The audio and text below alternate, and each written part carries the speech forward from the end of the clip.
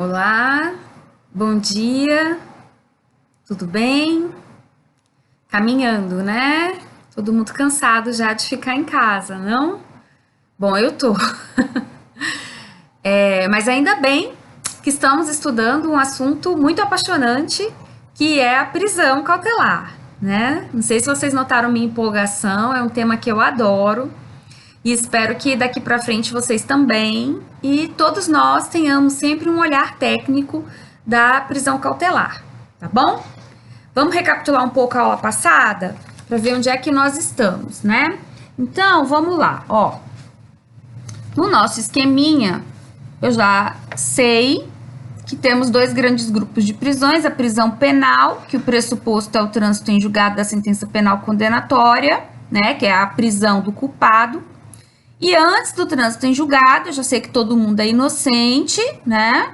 E o inocente, em regra, tem que ficar solto. A exceção vai ser a prisão cautelar, que por ser uma exceção vai ter que ser sempre muito bem fundamentada. E o fundamento, obviamente, jamais poderá ser culpa do réu. Ok. A prisão cautelar, ó, ela é um gênero que também tem expressões sinônimas. Prisão cautelar é a mesma coisa que provisória, que é a mesma coisa que processual. Este gênero de prisão tem três espécies: flagrante, preventiva e temporária. Já sabemos que a pessoa pode ser presa em flagrante ou por ordem judicial. Então, a prisão preventiva e a prisão temporária, elas são decretadas por um juiz, tá? Na aula passada, estudamos a prisão em flagrante. Já falei para vocês que é muito importante, quando você identificar que houve um flagrante, verificar se o flagrante foi legal ou ilegal. Para saber disso, flagrante legal, eu vou checar se é uma das hipóteses do 302 e se seguiu o procedimento. O flagrante ilegal ou não é uma das hipóteses do 302 ou não seguiu o procedimento. Tá, e daí? Daí que flagrante ilegal, assim como qualquer tipo de prisão ilegal, tem que ser relaxada. Então, o pedido de liberdade vai ser um pedido de relaxamento, sendo que o juiz deve relaxar de ofício prisão ilegal. Ah, professora, se ele deve, então eu não preciso pedir, né? Você acha? Fica de olho. Já quem foi preso em flagrante ilegal? Então vai ficar preso, né? É? Não, lembra? A regra é o inocente ficar solto. Então, mesmo quem é preso num flagrante ilegal vai poder ser solto? Sim. Só que a forma de soltar é a liberdade provisória, que a gente ainda não estudou, mas vai estudar, tá? Então, essa parte do flagrante aqui a gente já estudou. Quando é legal, quando é ilegal e o que eu tenho que observar. Na aula de hoje, nós vamos passar para as prisões que são decretadas pelo juiz, que é a preventiva e a temporária. E aí, veja bem, prisões que são decretadas, elas podem ser revogadas. Então, a gente já tinha comentado que tem esses pedidos de liberdade que você faz diretamente para o juiz, né? Que é nesse primeiro momento, o ideal é fazer o pedido para o juiz, rebatendo, né, o fundamento da prisão. E se não soltar, aí sim você impetra o habeas corpus, né? Já expliquei que isso é interessante porque você vai ter duas oportunidades de soltar o seu cliente, né? De soltar o réu. Se você entra direto com o habeas corpus, você perdeu uma chance. E não é bom perder chances de soltar as pessoas, porque é difícil soltar as pessoas. Então, agora nós vamos estudar essa prisão aqui, ó, a prisão preventiva. E eu já coloquei aqui para você, ó, que a prisão preventiva tem os requisitos de toda medida cautelar, muito bem delineados. As medidas cautelares em geral, os requisitos, periculo in mora e fumus boniuris. Aqui são os mesmos requisitos, só que eles têm nomes diferentes. Então, é o fumus comissi delicti e o periculum libertatis, tá? Então, vamos estudar agora a preventiva, começando com os requisitos. E aí, olha só. Se o artigo 302 é o artigo do flagrante, o artigo 312 é o artigo da prisão preventiva, tá? E aí já grava a musiquinha, né? Para prender e para soltar, vamos passar pelo 312. Que graça essa música, né? Credo. Pois é. Ainda bem que eu sou professora e não cantora. Olha, mas é importante você gravar o seguinte: o juiz, quando quer prender uma pessoa, manter uma pessoa presa, ele tem que analisar os requisitos do 312. E por outro lado, olha só, ele só, por exemplo, concede a liberdade provisória se não tem motivo para prender. E aí ele checa se não tem os motivos do 312. Então, seja para prender, seja para soltar, tem que analisar o 312, tá? Então, não esqueça que o 312 é o artigo mais importante da prisão em geral, mas em especial da preventiva, tá? Bom, interrompi a gravação, vocês aguentam? Ainda não peguei o jeito, mas tudo bem. Bom, vamos seguindo então com a preventiva. E aí, para começar, vamos analisar o artigo 312. Ah, professora, eu não sei escrever fumus comissi delicti pericum libertatis. Tem no roteiro. Vamos seguir o roteiro, tá? Nesse roteiro, os artigos estão bem explicadinhos, né? Tem todas as indicações para facilitar o seu estudo posterior. E uma outra coisa importante é que nessa parte houve algumas alterações por conta do pacote anticrime, tá? Os artigos que foram suspensos eu vou avisar para vocês, mas tem vários aí que estão sendo aplicados. E a começar pela alteração do artigo 312 que a gente vai ler agora. Então, cuidado para não estudar por legislação que não está atualizada, ou livro também, né? Na verdade, assim, vai ser difícil achar livro atualizado, mas então, vocês prestem atenção nesses detalhes que eu tô comentando. Cuidado. Bom, então vamos lá no 312, vamos acompanhar comigo a leitura, tá? 312, ó. A prisão preventiva poderá ser decretada como garantia da ordem pública, da ordem econômica, por conveniência da instrução criminal, ou para assegurar a aplicação da lei penal, quando houver prova da existência do crime e indício suficiente de autoria e de perigo gerado pelo estado de liberdade do imputado. Então, o artigo foi alterado, essa parte final, foi acrescentado esse perigo gerado pelo estado de liberdade do imputado, tá? Então, a alteração tá aí na parte final, foi um acréscimo. Considerando o que eu disse, que os requisitos da preventiva são o fumus comissi delicti e o pericum libertatis, dá uma analisada no 312, pausa o vídeo aí e verifica o que seria o fumus, né, os indícios de que houve um crime, e o que seria o perigo. Dá uma olhada. Olhou? Pois é, então pausa, lê, olha e volta o vídeo, porque eu já vou lhe dar a resposta, né? Então, o fumus comissi delicti, como eu disse, indícios de que houve um crime. Vai estar nessa parte aí, ó. Quando houver prova da existência do crime e indício suficiente de autoria. Isso aí é o fumus comissi delicti. Então, o fumus comissi delicti tem dois requisitos. Eu vou ter que comprovar a existência do crime. Eu não, o juiz, né, que for decretar preventivo, ele vai ter que dizer, ó, teve um crime, foi comprovada a existência de um crime. E tem indícios de autoria. Gente, isso é o mínimo para prender uma pessoa, né? Lembrando que essa pessoa é inocente. Então, o fumus é esse daí. E aí, eu já tinha comentado isso, mas vou reforçar agora. Geralmente, prisão em flagrante reúne o fumus, né? Porque a pessoa é presa em flagrante, lembra aquele exemplo? Com a faca na mão, né? E o aluno lá todo ensanguentado, morto. Então, ó, morto, causa violenta, tá? É comprovada a existência de um crime e indício de autoria porque eu tô no local do crime com a faca na mão ensanguentada. Então, isso aí, ó, normalmente, situação de flagrante, normalmente, regra, porque obviamente tem exceções. Mas normalmente, então, quando é preso em flagrante, ó, o fumus é evidente. Mas todo mundo que é preso em flagrante fica preso? Não. Por quê? Porque não basta o fumus. Precisa do perigo, tá? Então, se eu tenho fumus, mas não tenho perigo, a pessoa é presa em flagrante, mas ela vai ser solta. Solta como? Liberdade provisória. Ok? Certo? E por quê? Porque não tem motivo para o juiz decretar preventiva. Não tem como motivo para ficar preso. Agora, em relação ao periculum libertatis, né, o perigo da pessoa ficar solta. E aí você vai ver o seguinte, ó, são esses que estão elencados aí, ó.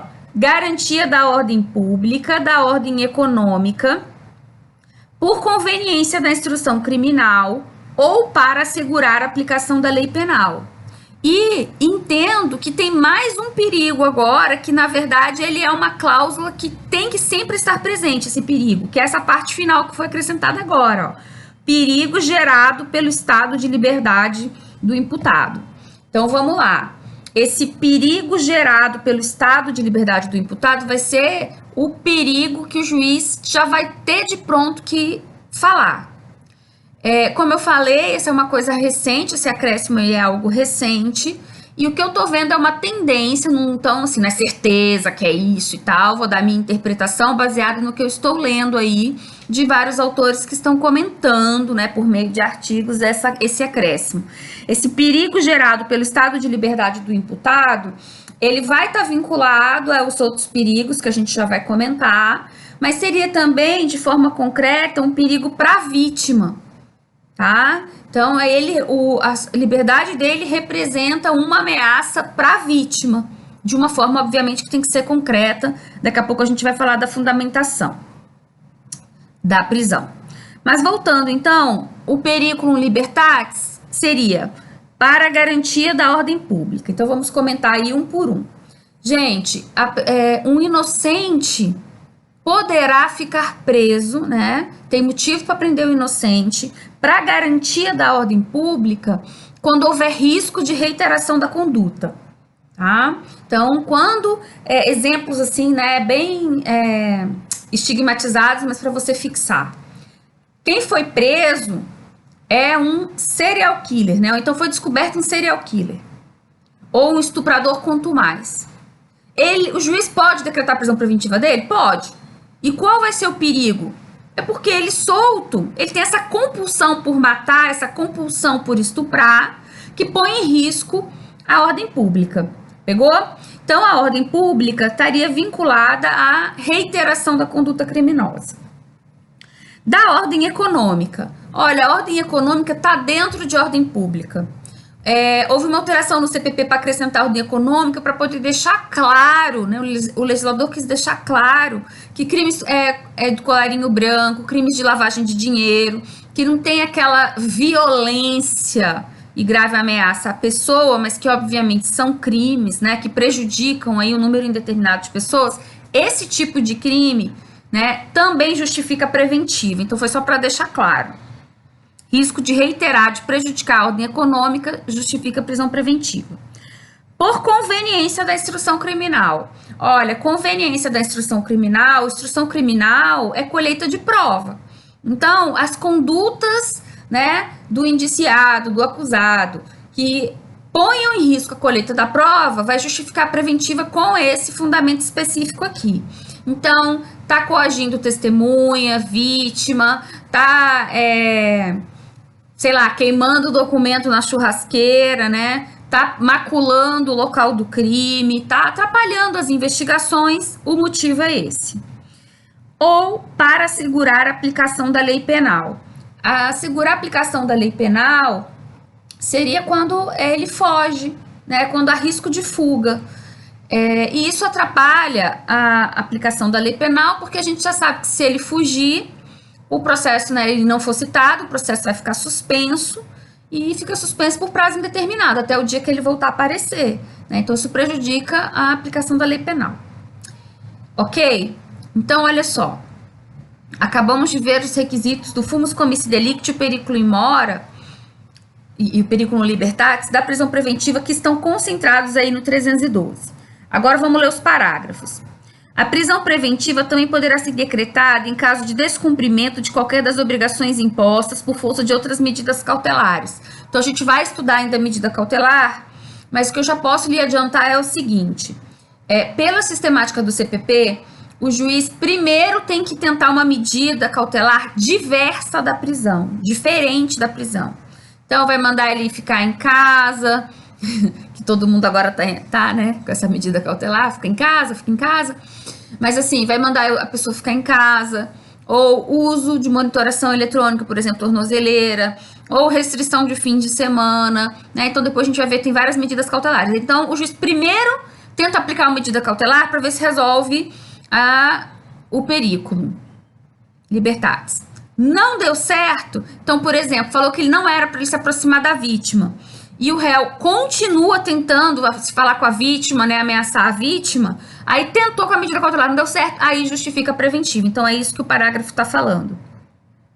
E a decisão que decretar preventiva, ó, deve ser motivada e fundamentada em receio de perigo e existência concreta de fatos novos ou contemporâneos que justifiquem a aplicação da medida adotada.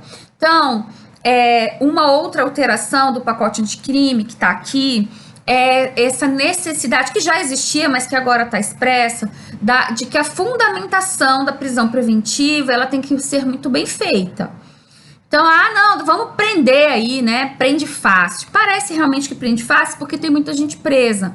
Mas, concretamente, cada uma das prisões preventivas, ela vai ter que ter essa fundamentação. Tem que ser uma fundamentação, olha só, em fatos concretos e atuais. Não posso falar que, sei lá, 10 anos atrás havia risco de fuga e aí, portanto, agora eu vou prender. Poxa, se nesses 10 anos ele não fugiu, né? Não há que se falar em periculum libertatis. Então, olha, não posso prender, o juiz não pode prender dizendo, prendo porque são presentes requisitos 312. Isso não é suficiente. Prendo porque tem indício de autoria, comprovação da materialidade e risco de fuga, né, para garantir a aplicação da lei penal. Isso não é suficiente. Essa fundamentação concreta em fatos novos e contemporâneos tem a comprovação da materialidade do crime, porque está lá o aluno morto, ensanguentado, né? E o laudo cadavérico comprova isso. Tem indício de autoria, porque os alunos todos entraram na sala e viram a professora com a faca na mão, toda ensanguentada. Isso é indício de autoria. E há risco de fuga da professora que praticou esse crime. Por quê? Porque ela tem, por exemplo, dupla nacionalidade, casa no exterior, né? Acabou de tirar o passaporte, comprou recentemente passagem para viajar para o exterior. Então, assim, vai ter que demonstrar de uma forma concreta os indícios que justifiquem essa restrição da liberdade de um inocente, né? Antes do trânsito em julgado, todo mundo é inocente, como a gente já sabe disso. Tudo bem. Então, vimos aí, deixa eu só recapitular o roteirinho, em que ponto nós estamos. Nós falamos aí dos pressupostos requisitos da tutela cautelar e comentamos o 312. Agora, vamos para admissibilidade. Então, temos os requisitos ou pressupostos, né, de decretação da tutela cautelar, que estão no 312. Agora, além do 312, nós precisamos do 313 e do 314, tá? Então, agora vamos lá, 313, 314, requisitos de admissibilidade da preventiva. Porque não basta o 312 estar presente, também precisamos verificar se aquele fato, aquele crime, admite decretação de prisão preventiva. Então, professora, tem crimes que não admitem? Sim, tem crimes que não admitem. Vamos estudar os requisitos de admissibilidade, 313, ó. Nos termos do artigo 312 deste Código, será admitida a decretação da prisão preventiva. Veja aí, 1. Nos crimes dolosos. Crimes dolosos. Punidos com pena privativa de liberdade máxima superior a 4 anos. Ó, já grava que 4 anos na prisão preventiva, né, na prisão, Instituto da Prisão Cautelar é um número cabalístico. 4 anos. Aqui tá dizendo que admite prisão preventiva em crimes dolosos, pena máxima, então tem pena mínima e pena máxima. Pena máxima superior a 4 anos. Olha, pergunta óbvia. Se o crime tem pena máxima de 4 anos, admite prisão preventiva? Ó, isso não é nem questão jurídica, é questão de interpretação. Vê lá, ó, pena máxima superior a 4 anos. Tá, o crime tem a pena máxima de 4 anos. Admite? Não. Porque superior a 4 anos é mais de 4. Então, é 4 anos e 1 dia e 2 dias. A professora não tem crime com pena de sim de dia, né? Não tem mesmo. Então, vai ser 5, 6, 7. Ou seja, crimes graves, tá? Mais graves. Agora, só nessa situação? Não, vamos seguir os incisos. Se tiver sido condenado por outro crime doloso em sentença transitada em julgado, então, ó, reincidente em crime doloso admite preventiva, independente da pena do crime que ele praticou pela segunda vez, tá? Se o crime envolver violência doméstica e familiar contra mulher, criança, adolescente, idoso, enfermo ou pessoa com deficiência, ó, para garantir a execução das medidas protetivas de urgência. Então, aqui vai admitir a preventiva para proteger esses vulneráveis que a lei penal, né, procura resguardar. Então, crimes praticados contra essas pessoas que são vulneráveis, para garantir as medidas cautelares, para evitar, né, por exemplo, novas ameaças, novos crimes a essas pessoas, admite a decretação da preventiva. Continuando, 313. Também será admitida a prisão preventiva quando houver dúvida sobre a identidade civil da pessoa ou quando esta não fornecer elementos suficientes para esclarecê-la, devendo o preso ser colocado imediatamente em liberdade após a identificação, salvo se outra hipótese recomendar a manutenção da medida. Acho que eu já comentei aqui com vocês, o maior medo que a polícia tem da vida é de passar a mão no bandidão e deixar ele embora, tá? Então, pessoas não identificadas, pessoas que não estão portando identidade civil, né, podem ser presas preventivamente para poder identificar quem é, né? Provavelmente vai ser feita identificação criminal, tocar o piano lá, para ver quem é aquela pessoa. Identificou que é o bandidão, já fica preso. Pelos outros motivos, ou então, nesse meio tempo, a polícia é rápida, pede aí uma prisão preventiva para o juiz decreta e a pessoa já fica presa, né? O bandidão fica preso. Identificou que não é o bandidão, solta imediatamente. E aí o parágrafo 2º, ó, não será admitida a decretação da prisão preventiva com a finalidade de antecipação de cumprimento de pena ou como decorrência imediata de investigação criminal ou de apresentação ou recebimento da denúncia. Isso aqui é reforçando a posição que o STF teve de que não cabe execução provisória da pena, tá? Além disso, né, na admissibilidade temos que ler o 314. A prisão preventiva em nenhum caso será decretada se o juiz verificar pelas provas constantes dos autos ter o agente praticado o fato nas condições previstas no artigo 23 do Código Penal, que são excludentes de ilicitude. É óbvio que quem agiu em legítima defesa, clara e evidente, não poderá ser preso preventivamente. Estou deixando bem claro que tem que ser aquela legítima defesa clássica, incontestável, porque muita gente, né, mata os outros e diz, eu estava em legítima defesa, mas não tem nenhuma indicação nesse sentido. Então, são aqueles casos clássicos de legítima defesa, muito evidentes, aí não cabe preventiva, ok? Então, o que eu estou lhe dizendo aqui para você situar? Que para o juiz decretar preventiva, vai precisar do 312 e verificar a admissibilidade do 313 e 314.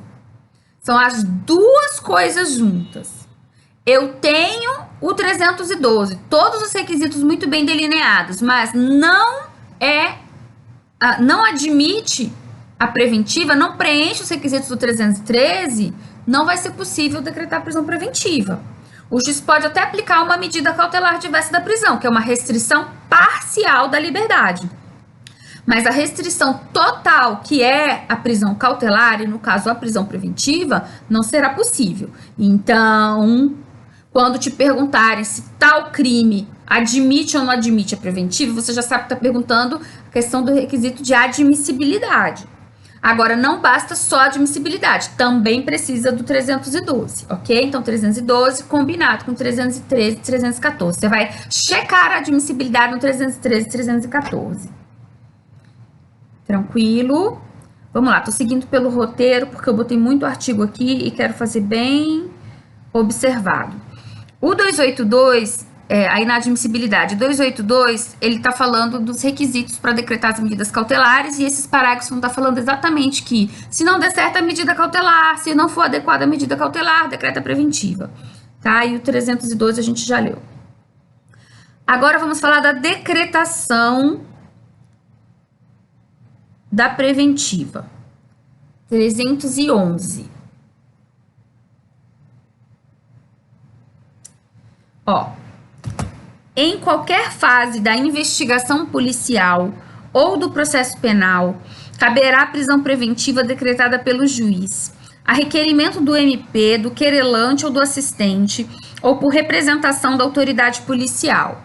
Veja que aqui, primeira coisa, já deixa claro uma diferença da preventiva para a temporária. A gente ainda vai estudar a temporária, mas já estou lhe adiantando que a temporária só cabe no inquérito. A preventiva cabe durante o inquérito e durante a ação penal. Então, ó, a amplitude da preventiva é muito maior, ok? Então, o primeiro ponto muito importante. Se a gente vai falando de uma prisão que foi decretada durante a ação penal, é uma prisão... Desculpa. Ixi, tá bem que eu tô de casa, vocês estão bem longe de mim, né? Que a professora espirrou, mas não acho que é corona, não. Acho que é gripe mesmo. Bom, mas e aí? Se for prisão decretada durante a ação penal, o que é? Preventiva. Preventiva. Se for durante o inquérito, não, aí pode ser preventiva ou temporária. E uma outra, e a alteração que teve nesse 312, que como você estiver observando aí, foi alterada agora pelo pacote anticrime, foi o quê? É que, ó, ela só cabe, a decretação da preventiva, só cabe se tiver requerimento do MP, do querelante, do assistente ou do delegado. Então, uma alteração importante é que antes a preventiva podia ser decretada de ofício pelo juiz.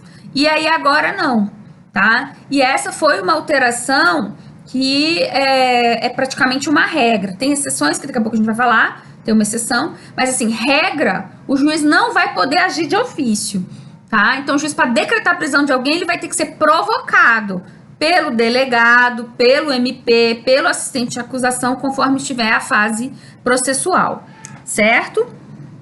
E aí agora vamos lá para o 315, que diz o seguinte, ó.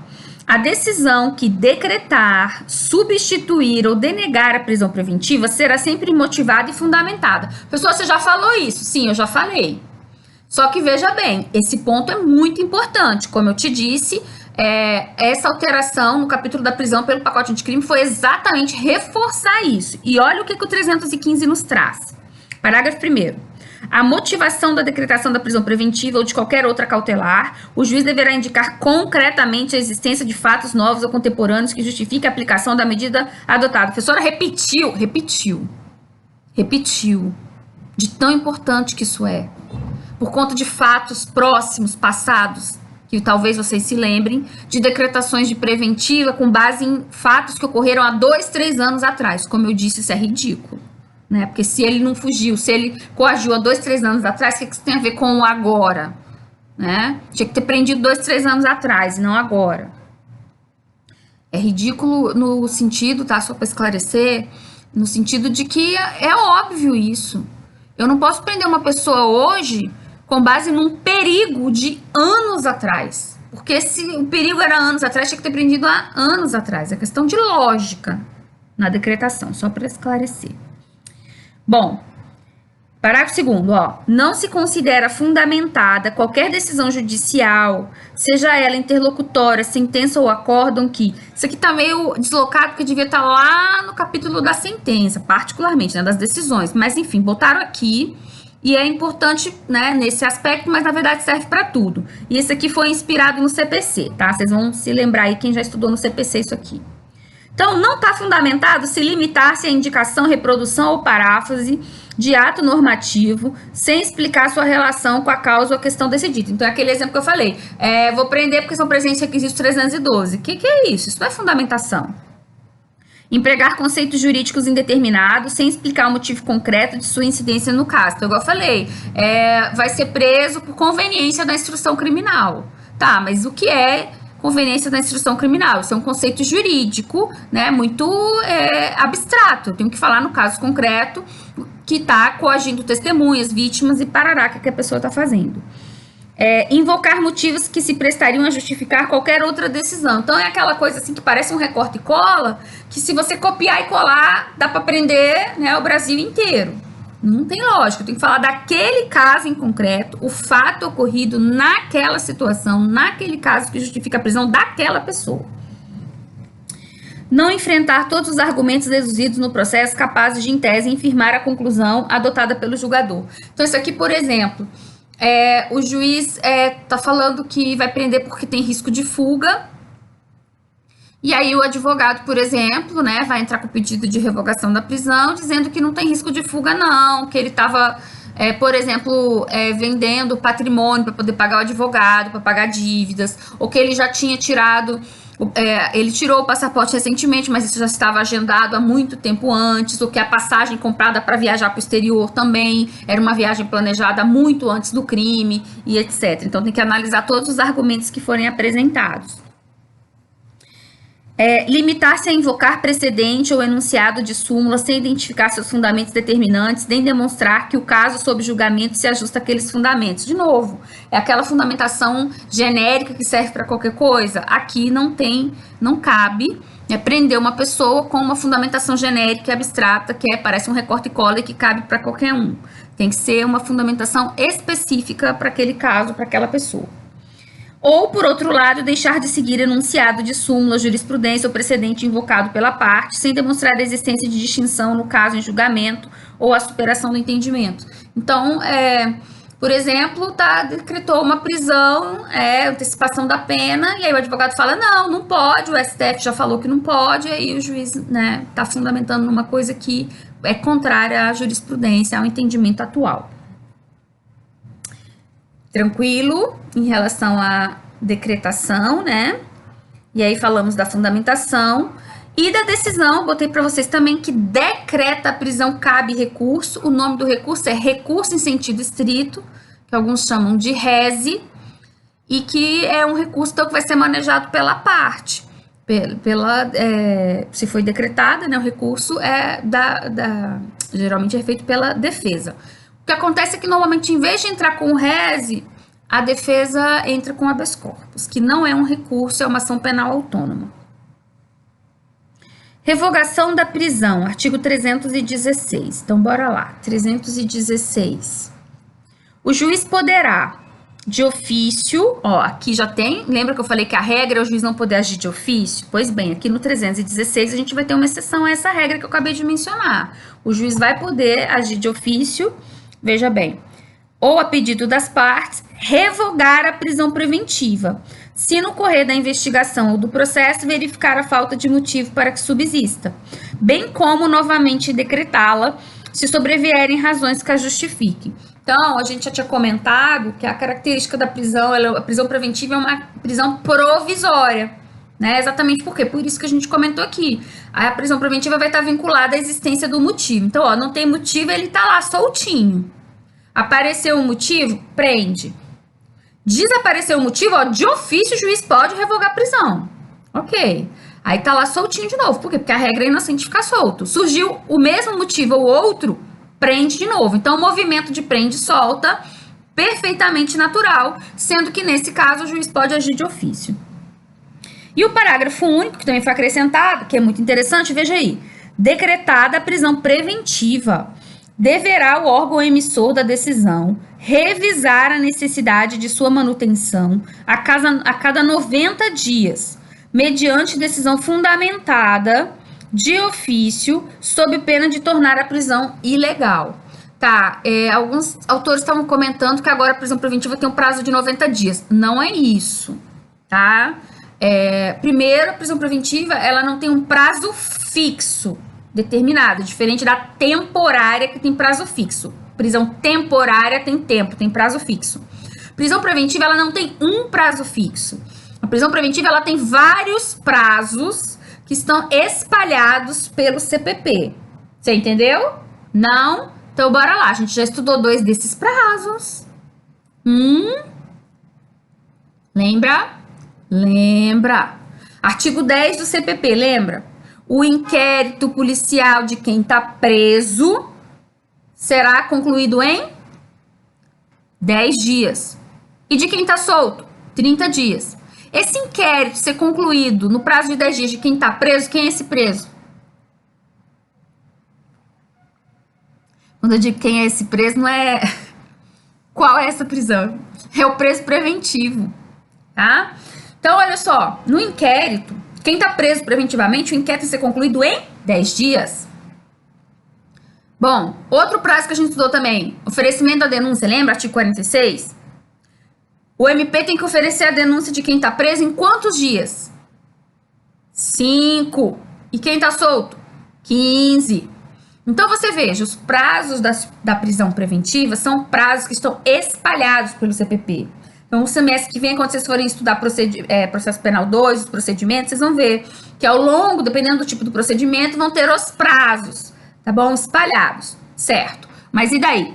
E daí que, então, as pessoas ficam presas muito mais do que 90 dias. O que o artigo, parágrafo único do 316 está dizendo é que o juiz, a cada 90 dias, ele vai ter que revisar, vai ter que fazer um reexame obrigatório dessa prisão. Por quê? Ele tem que ver se aquele motivo que ele alegou para prender, ele ainda existe. Porque se o motivo já tiver passado, não existe mais, ele tem que soltar, porque, de novo, a regra fica solto. Tá? Então, 316 é bastante interessante esse parágrafo único, porque é o reexame periódico dessa prisão, que é uma prisão provisória. Tá? E se isso não for feito, vai tornar prisão ilegal. E prisão ilegal tem que relaxar, tá bom? Então, é bem interessante esse ponto aí do 316, parágrafo único. Ok. Aí botei para vocês, seguindo o roteiro, ó, não pode prender preventivamente de 5 dias até 48 horas após a eleição, exceto flagrante, né, ou sentença condenatória. Então, isso aqui está previsto no Código Eleitoral e é uma garantia para o eleitor votar, tá bom? Então, nesse período não vão ser cumpridos mandados de prisão preventiva, mas depois disso pode, claramente. E temos também um ponto polêmico aí, que é chamada prisão preventiva obrigatória, que está prevista no 310, parágrafo 2º e no 492. Então, o 492, inciso 1, letra E, diz o seguinte, ó. Em seguida, o presidente proferirá a sentença aqui. Isso aqui é no júri, tá?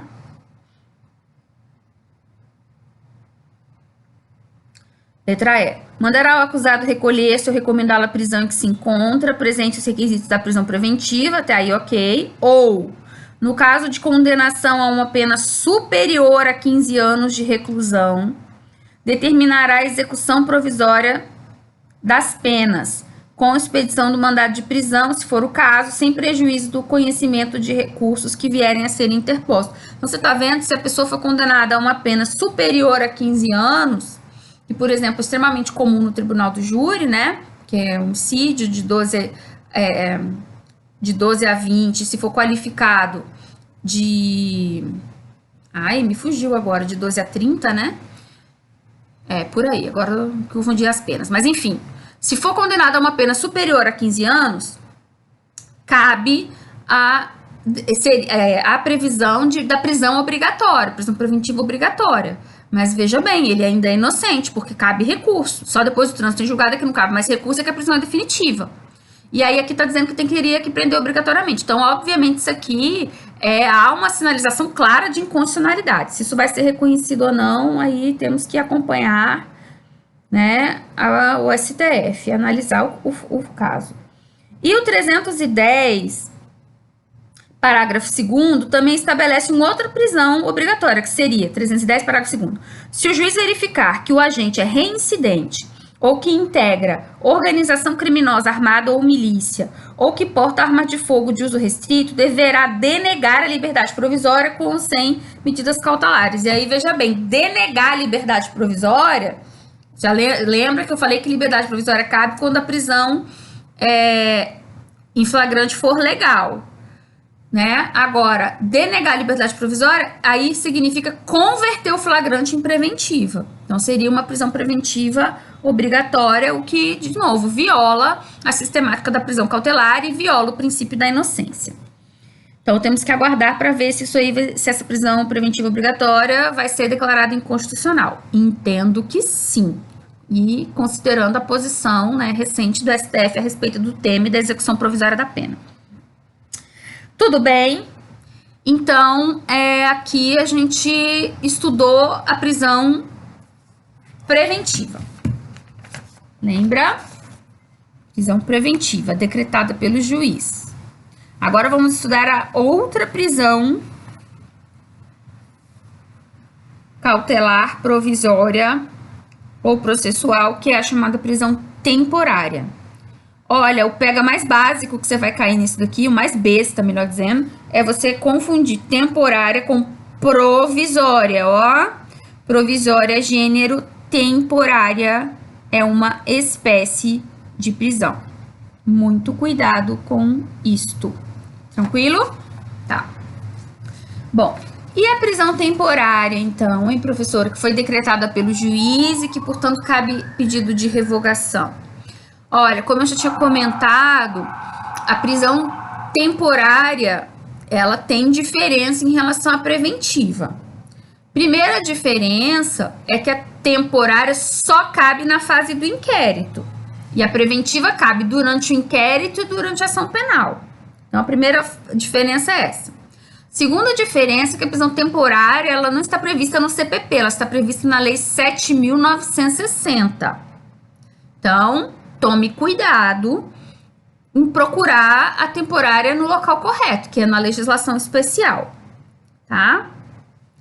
Vamos lá na 7.960, que também sofreu alteração do pacote anticrime. Bom, então falando da prisão temporária, como eu disse, ela está prevista na Lei 7.960. Então, vamos ver os requisitos da temporária. Então, a mesma forma que a gente fez com a preventiva, a análise da preventiva, vamos fazer com a temporária. Começando pelos requisitos legais, que estão no artigo 1º da 7.960. Então, veja aí, ó. Caberá prisão temporária, quando imprescindível para as investigações do inquérito policial. Então, por aqui eu já percebo que a temporária é só na fase do inquérito, tá? E ela vai ser decretada quando for imprescindível para as investigações. Esse motivo aí tá parecido com alguma coisa que a gente acabou de estudar? Parece muito com conveniência da instrução criminal, que é requisito da preventiva. Olha só, os motivos da temporária são muito parecidos com os motivos da preventiva. Dá para até combinar entre si, as duas se valerem para a mesma situação. Tá? Então, observe esse detalhe para a gente comentar depois. 2. Quando o indiciado não tiver residência fixa ou não fornecer elementos necessários ao esclarecimento da sua identidade. Professor, mas você também falou disso, né? De quando não sabia quem era para poder pegar o bandidão, pode prender preventivamente. Pois é, e pode prender temporariamente também. Você está percebendo que os motivos que justificam a temporária, eles se intercambiam, eles combinam, eles são muito semelhantes com os motivos da preventiva, tá? E aí, esses são os requisitos legais, são os motivos, né? As situações que vão justificar a prisão temporária de um inocente. Agora vem o inciso 3, ó. Quando houver fundadas razões. Fundadas razões são indícios. De acordo com qualquer prova admitida na legislação penal, de autoria ou participação do indiciado nos seguintes crimes. Então, precisa de indícios de autoria nestes crimes que a gente vai falar agora. Olha só, lembra da admissibilidade da preventiva? Que era no 313, 314, que eu reforcei com vocês, que eram os crimes dolosos. Pena máxima superior a 4 anos? Pois é, requisito de admissibilidade da preventiva. Qual é o requisito de admissibilidade da temporária? Tá aqui, ó. Tem que estar previsto no rol taxativo.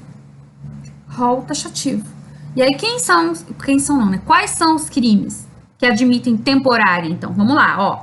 Homicídio doloso, e aqui tá o simples e qualificado. Sequestro ou cárcere privado. Roubo, simples e qualificado. Extorsão mediante sequestro. Estupro. Atentado violento ao pudor. Rapto violento. Ainda existe isso?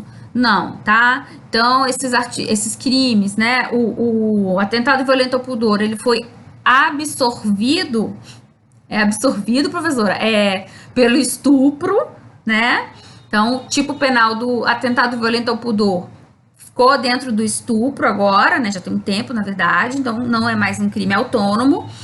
E o rapto violento também não é mais crime, epidemia com resultado de morte, envenenamento de água potável, substância alimentícia ou medicinal qualificado pela morte, quadrilha ou bando, genocídio, tráfico de drogas, crimes contra o sistema financeiro, crimes previstos na lei de terrorismo. Então, veja bem, para decretar a temporária, que é uma prisão que só cabe durante o inquérito, tem que ser imprescindível para as investigações, ou aquela pessoa que está sendo investigada, ela não tem residência, a identidade dela é duvidosa. E, além disso, ele tem que estar tem indícios de autoria de que essa pessoa praticou um dos crimes do rol taxativo. Então, a admissibilidade está vinculada ao crime que a pessoa praticou, que está sendo investigado, estar no rol taxativo. Tá dando para você ver as diferenças da preventiva? É importante você saber as diferenças de quando cabe temporária e quando cabe preventiva. Aí, o artigo 2º. A prisão temporária será decretada pelo juiz em face da representação da autoridade policial de requerimento do MP. E aí, a temporária nunca pode ser decretada de ofício, tá? A preventiva é que antigamente podia e aí agora não pode. Então, já podemos dizer que as prisões cautelares não podem ser decretadas de ofício, mas podem ser revogadas de ofício.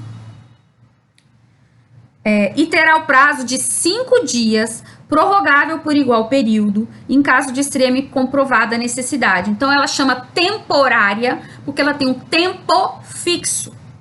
Expliquei para você que a prisão preventiva ela não tem um tempo, um prazo fixo, né? Ou são prazos espalhados pelo CPP.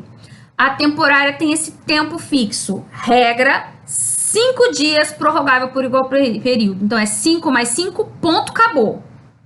Acabou o 5, solta. Ah, mas foi prorrogado. Então, mais 5. Acabou o segundo, a renovação de mais 5 dias, deu 10 dias, né? Com a renovação deu 10 dias, 5 mais 5 deu 10. Ponto, acabou. Vai ser liberado, tá? Só não será liberado se for decretada uma prisão preventiva. Então, eu posso emendar uma preventiva na temporária? Posso. Tá? Decreta a temporária e depois, quando acabar o prazo, porque não pode ficar renovando, só renova uma vez. Quando acabar o prazo, decreta a preventiva. E eu falei que regra 5 mais 5, por quê? Porque a lei dos crimes hediondos, você sabe a lei dos crimes hediondos, é a 8.072. A 8.072, que é a lei dos crimes hediondos, no seu artigo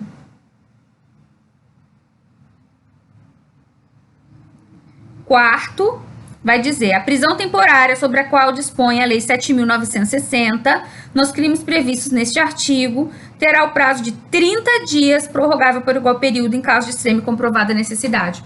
Então, prisão temporária, crimes em geral previstos no rol, 5 mais 5. Se o crime for hediondo, aí o prazo da temporária é 30 mais 30, ponto. Não dá para ficar prorrogando, tá?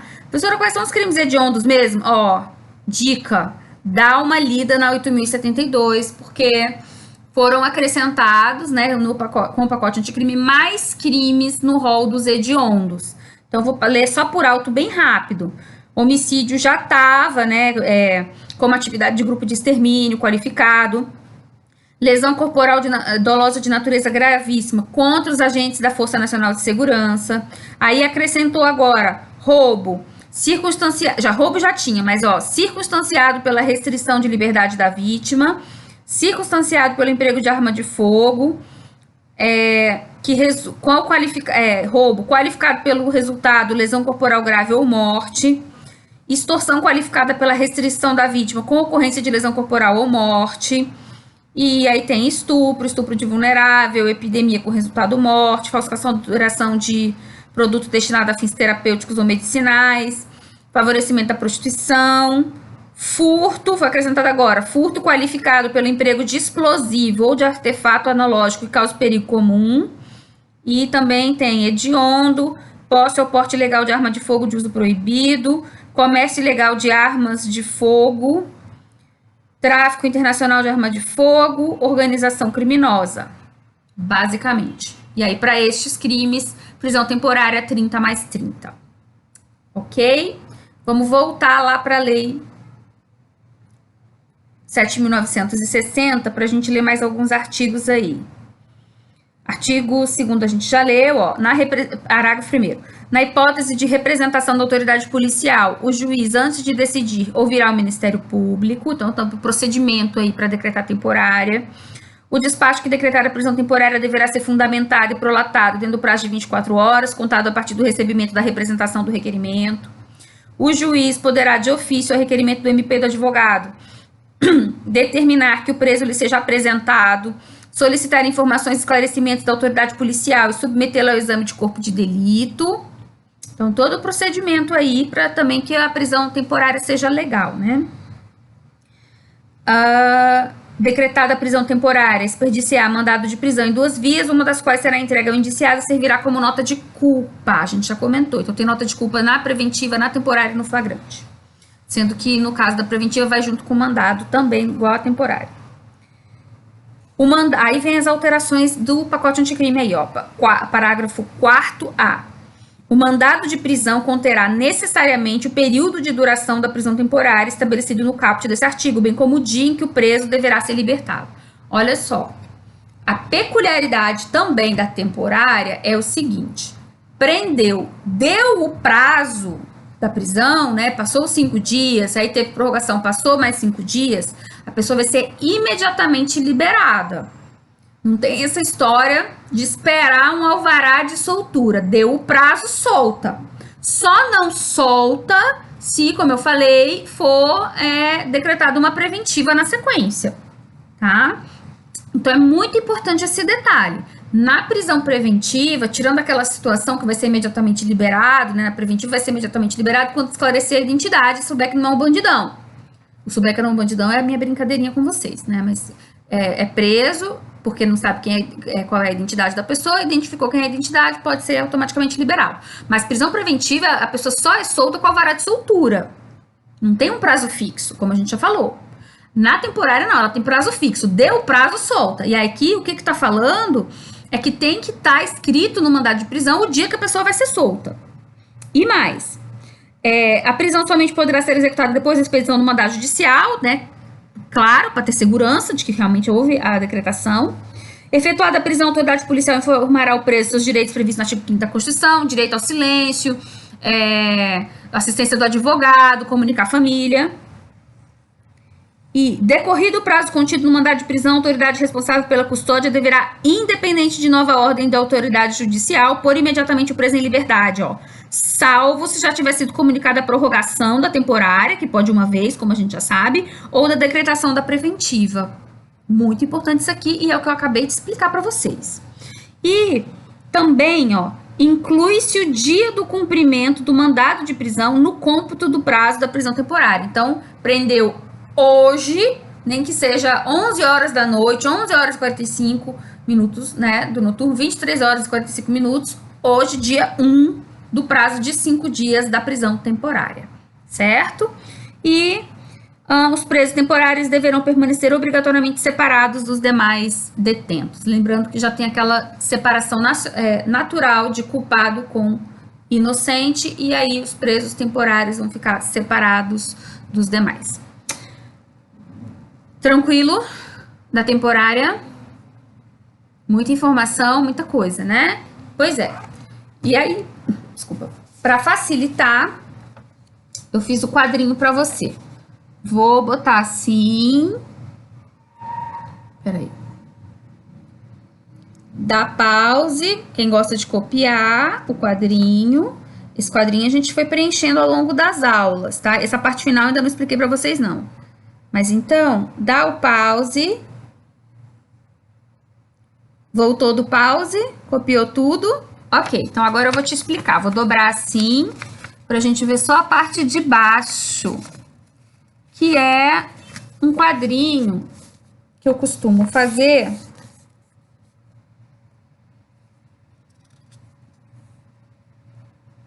para que você distinga a preventiva da temporária, para que você consiga visualizar melhor, tá?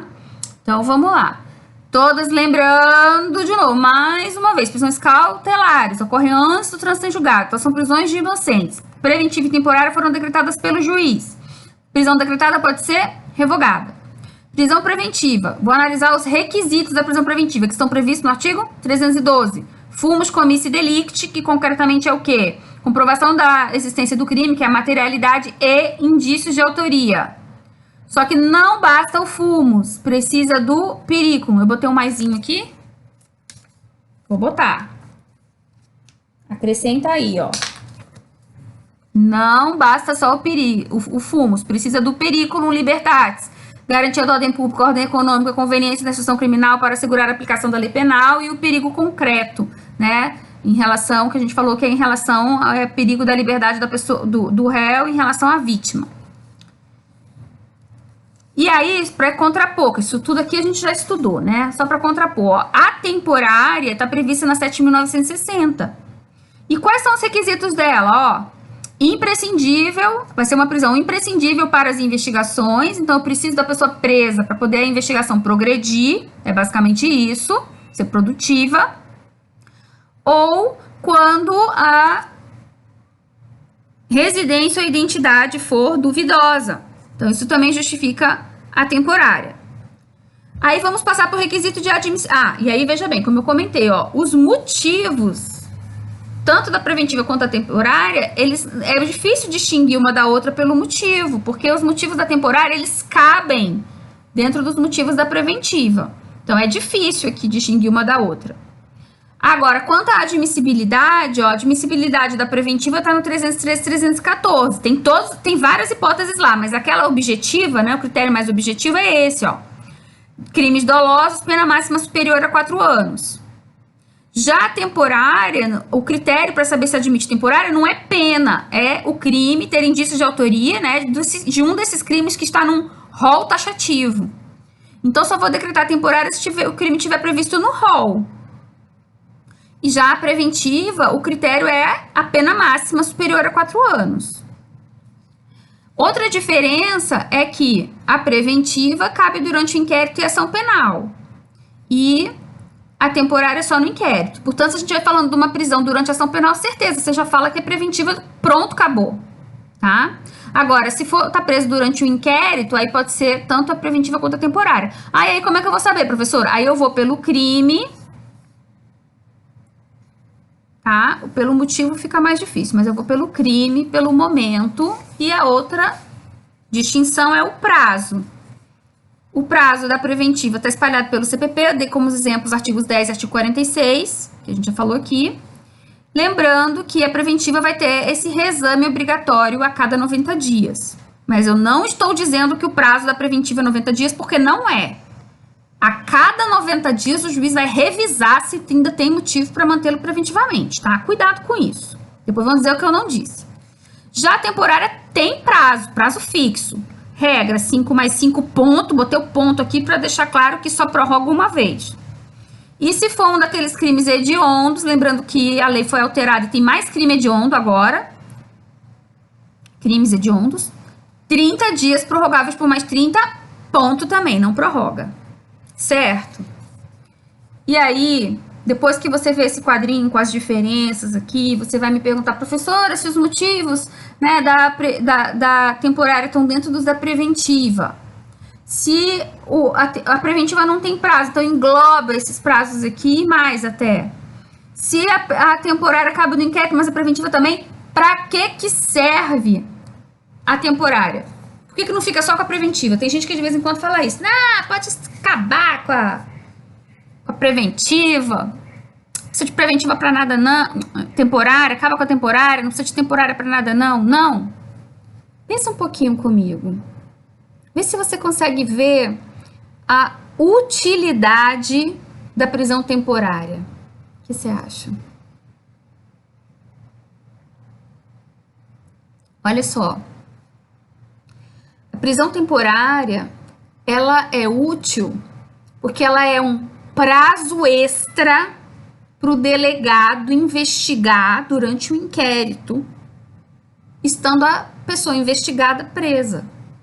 Prazo extra para investigar com a pessoa presa? É. Porque esses prazos, 5 mais 5, ou se for hediondo 30 mais 30, esses prazos da temporária não são contabilizados para a conclusão do inquérito policial. Então, você imagine que o delegado está investigando um caso complexo, né? E que a pessoa está atrapalhando as investigações. Ele pode requerer a temporária preventiva, o juiz decreta. Sim, mas aí vamos lá. Se ele pedir a decretação da prisão preventiva, o que vai acontecer? Tem que concluir a investigação em 10 dias. E eu acabei de dizer que é um caso complexo, difícil. 10 dias pode não ser suficiente. Então, o que o delegado faz? Ele vai requerer para o juiz a decretação da temporária. E aí, se não for hediondo, ele vai ganhar 5, pede prorrogação, consegue mais 5. E aí, vamos supor que ele ainda precisa investigar mais, mas ele não quer que essa pessoa seja solta. Aí, ele pede para decretar a preventiva. E aí, ele tem mais 10 dias para concluir as investigações. Então, na verdade, ele ficou aí com 20 dias investigando com a pessoa estando presa. E se for uma investigação complexa de um crime hediondo, ele pede a temporária, ganha 30 dias. Se ele não foi suficiente, ele pode pedir a prorrogação e ganha mais 30 dias. E se ele precisar de mais um tempinho, ele pede, então, a preventiva. Então, engata, que eu queria falar, mas engata é a palavra feia, né? Depois da temporária, ele pode emendar, a palavra emendar é melhor, emendar uma preventiva. E aí, num crime hediondo, olha só, ele tem 70 dias para investigar, estando a pessoa presa. 30, com mais a 30 da prorrogação e mais 10 de conclusão do inquérito policial. Entendeu? Então, a prisão temporária, ela é extremamente útil para a autoridade policial investigar. E é exatamente por isso que entendo que ela não vai ser abolida nunca. Certo? Então, terminamos as prisões cautelares. E aí, na próxima aula, a gente vai ver alguns detalhes ainda e passar para liberdade provisória, tá? Muito obrigada.